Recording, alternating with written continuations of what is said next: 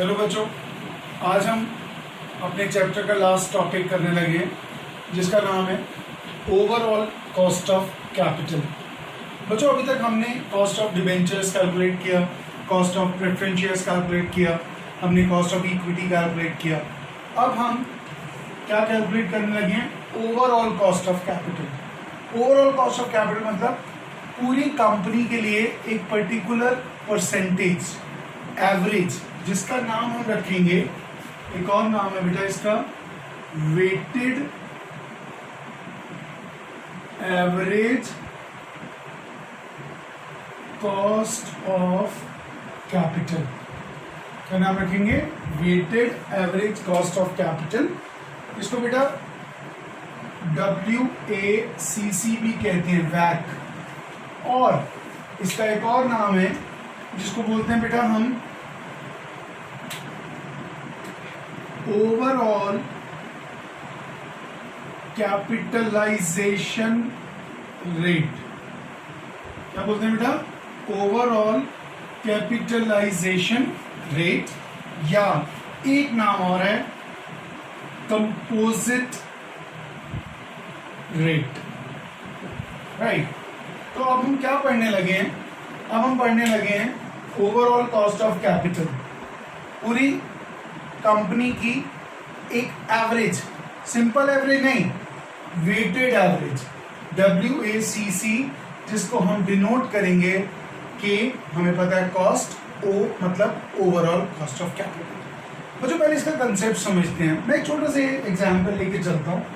Suppose आपके पास cost of debentures है, suppose dates है 6%, सपोज, ठीक है। कॉस्ट ऑफ प्रेफरेंस है बेटा सपोज 10%, और कॉस्ट ऑफ इक्विटी है बेटा आपके पास KE या KEQ से 14%। अब मैं अगर आपसे पूछूं कि आपकी ओवरऑल कॉस्ट ऑफ कैपिटल या weighted average cost of capital या कंपोजिट कॉस्ट ऑफ कैपिटल या कंपोजिट रेट क्या निकल के आएगा बच्चों? वो रेट निकल के आएगा 6 और 14 के कहीं इन बिटवीन। आप कहेंगे इन बिटवीन क्यों? क्योंकि मिनिमम है हमारे पास 6% और मैक्सिमम है हमारे पास 14%। तो यहाँ पर जो हमारे वैल्यू कैलकुलेट होगी, अभी हम देखेंगे, हम उस वैल्यू को कैसे निकालेंगे वो हम देखेंगे, और आपके जो आंसर निकलेगा वो निकलेगा 6 और 14% के बीच में। अब आप लोग कहेंगे sir, is it always same, कि पैटर्न यही रहेगा कि कॉस्ट ऑफ डिबेंचर्स 6% या 7 हो, फिर कॉस्ट ऑफ प्रेफरेंस हो, फिर कॉस्ट ऑफ इक्विटी हो? हाँ जी बच्चों, सबसे ज्यादा कॉस्टली कंपनी के लिए होती है कॉस्ट ऑफ इक्विटी।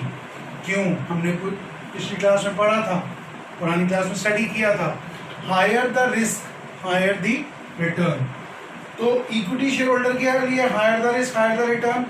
अगर 1% के लिए रिटर्न है तो सामने जो उसका अपोजिट पर्सन है उसके लिए उसकी कॉस्ट। इक्विटी सबसे कॉस्टली, डिबेंचर्स पे आपकी कॉस्ट कम लगती है, और जो प्रेफरेंस है वो इन दोनों के इन बिटवीन होता है, ठीक है। इसको हम एक कर्व के थ्रू भी समझते हैं। आइए हम इसको ग्राफिकली समझते हैं बच्चों। Overall cost of capital, composite cost of capital या weighted average cost of capital. आइए बच्चों, हम एक कर्व बनाते हैं, ध्यान से देखना। X axis origin, Y axis, ठीक है। एक्स एक्सिस पे हमने ले लिया रिस्क और वाई एक्सिस पे ले लिया हमने कॉस्ट, जिसको हम डिनोट करते हैं CC, कॉस्ट ऑफ कैपिटल, ठीक है। अब हमने कहा कि डिबेंचर्स हमारे सबसे लीस्ट कॉस्टली होते हैं। उससे भी लीस्ट कॉस्टली क्या होता है? उससे भी लीस्ट कॉस्टली होते हैं गवर्नमेंट सिक्योरिटीज, जिसको हम कहते हैं G-SEC, G-SEC, ठीक है। अब देखो ध्यान से,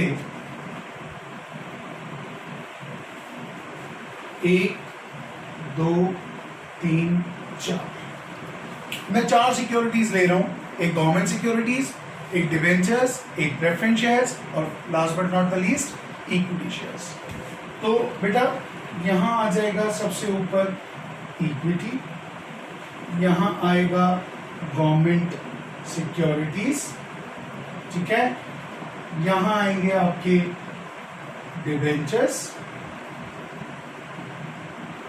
और बेटा थर्ड नंबर पे आएंगे आपके प्रेफरेंस शेयर्स। क्योंकि आपको पता है गवर्नमेंट सिक्योरिटी में बहुत मिनिमल या रिस्क होता नहीं, क्योंकि उसकी बैकिंग करती है हमारी गवर्नमेंट। फिर डिबेंचर्स, और डिबेंचर्स इसलिए रिस्क नहीं होता है, बहुत मिनिमल रिस्क होता है, क्योंकि debentures are generally secured. Debentures जब भी कंपनी इशू करती है, डिबेंचर्स सिक्योर्ड है। डिबेंचर्स के केस में डिबेंचर होल्डर को नुकसान होने का चांसेस बहुत रेयरेस्ट होता है, क्योंकि डिबेंचर्स सिक्योर्ड होते हैं। उसके बाद आपकी आती है प्रेफरेंस कैपिटल और उसके बाद आपकी आती है equity share, equity capital. So this way हमारी कॉस्ट रन करती है। इसको समझने के लिए we will start with the help of an example. So बच्चों हमने एग्जाम्पल लिया, जहां पर आपके पास 3 सोर्स ऑफ फंड्स हैं। कौन कौन से? डिबेंचर्स, प्रेफरेंस और इक्विटी शेयर्स। उसके साथ सेकेंड कॉलम में आपको उनकी कॉस्ट दी हुई है। ऐसा भी हो सकता है आपको कॉस्ट निकालनी पड़े पहले, इंडिविजुअल कॉस्ट ऑफ कैपिटल, उसके बाद आप वैल्यू डालें। सो डिवेंचर्स की कॉस्ट आपको क्वेश्चन में दी हुई है 10%, प्रेफरेंस की 12% और इक्विटी शेयर्स की 14%। और मैंने आपको अपने डिस्कशन में शेयर किया था कि डिवेंचर्स की कॉस्ट कम होती है और इक्विटी की सबसे ज्यादा। डिवेंचर्स हमने कितने के इन्वेस्ट कर रखे हैं, कितने के हैं हमारे पास? 5 लाख के। प्रेफरेंस शेयर्स कितने के हैं? 5 लाख के। और इक्विटी शेयर्स कितने के? 10 लाख के। तो टोटल फंडिंग हो गई 20 लाख। अभी आप कॉलम 4 को छोड़ दीजिए। अब हम ओवरऑल कॉस्ट ऑफ कैपिटल को बेटा केओ को 2 बेस से निकालेंगे, 2 अप्रोचेस से निकालेंगे। Approach 1, approach 2।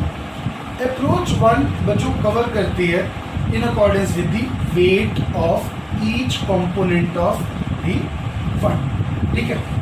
So weighted average cost of capital KO equals to weight of debentures into cost of debentures. अगर डिवेंचर का वेट है तो कॉस्ट भी डिवेंचर्स की, weight of preference into cost of preference and weight of equity into cost of equity. अब आप कहोगे sir wait कैसे निकालें?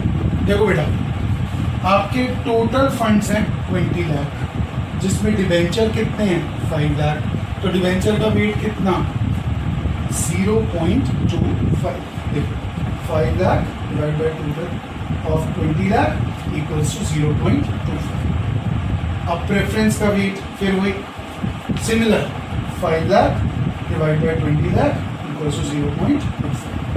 एंड इक्विटी 10 लाख की इक्विटी है, टोटल फंड्स है 20 लाख, तो इक्विटी का वेट आ गया 0.50। अब क्या करना है?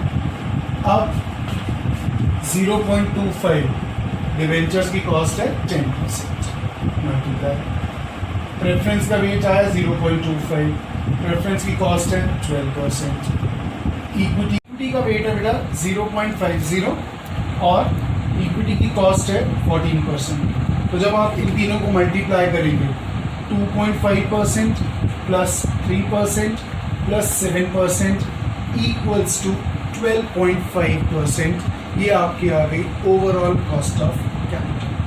और मैंने आपको बताया था जो ओवरऑल कॉस्ट ऑफ कैपिटल है वो 10 और 14 के बीच में लाई करेगी।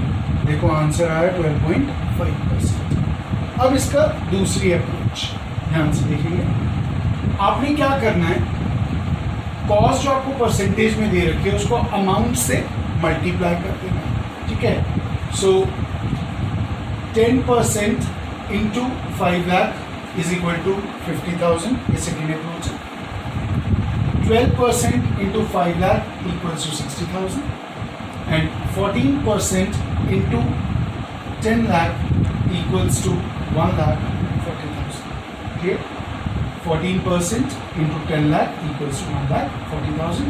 अब देखो डिबेंचर की रुपीज में कॉस्ट पड़ रही है 50,000, प्रेफरेंस की पड़ रही है 60,000 और इक्विटी की पड़ रही है 1,40,000। सो टोटल कॉस्ट कितनी पड़ रही है? टोटल कॉस्ट पड़ रही है 2,50,000। तो कैसे निकाला हमने सेकेंड अप्रोच से? KO overall cost of capital equals to बेटा total cost divide by total funds whole multiplied by 100 for percentage. Total cost आपकी 2,50,000, ठीक है। टोटल फंड्स आपके 20 लाख इंटू 100 इक्वल्स टू 12.5%। तो आप ऐसे करें या ऐसे करें, you will find the same answer. आप बिल्कुल ठीक करेंगे। बुक्स में आपको ये वाली अप्रोच ज़्यादा मिलेगी। तो आप ऐसे भी कर सकते हैं और ऐसे भी कर सकते हैं। एक चीज़ और, अब आपकी बुक्स में आपको एक एग्जाम में एक क्वेश्चन मिलता है जिसको हम सॉल्व करेंगे, जहाँ आपको क्या दिया होगा? जहाँ आपको दिया होगा बुक वैल्यू सारी कंपोनेंट्स की and market value, that we will do with the help of an example. So now हम एक क्वेश्चन करेंगे।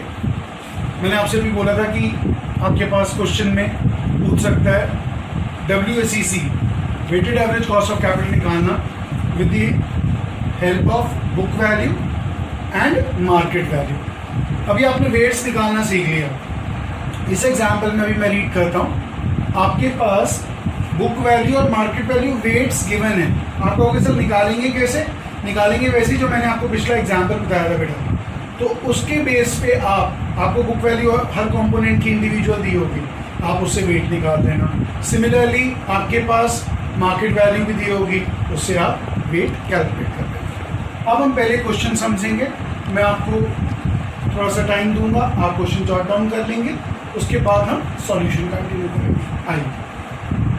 सो कहते हैं the following information is provided in respect of cost of specific cost of capital. Specific मतलब हमारे को सबकी individual cost of capital दे रखी है of different sources of capital along with their book value weights and market value weights. आपको book value weights भी दिया, आपको मार्केट वैल्यू वेट्स भी दिया और आपको उनकी इंडिविजुअल कॉस्ट ऑफ कैपिटल भी दिया।